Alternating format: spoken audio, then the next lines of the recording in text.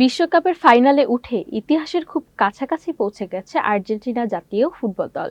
এবার শিরোপা জিততে পারলে ভেঙে যাবে ব্রাজিলের ৬৪ বছরের পুরনো রেকর্ড। ফাইনালে আর্জেন্টিনার প্রতিপক্ষ স্পেন। এই ম্যাচে জয় পেলেই টানা ২ বিশ্বকাপ জয়ের বিরল কীর্তি গড়বে লিওনেল মেসিদের দল। বিশ্বকাপের ইতিহাসে এখন পর্যন্ত মাত্র ২টি দল টানা ২ আসরে চ্যাম্পিয়ন হয়েছে।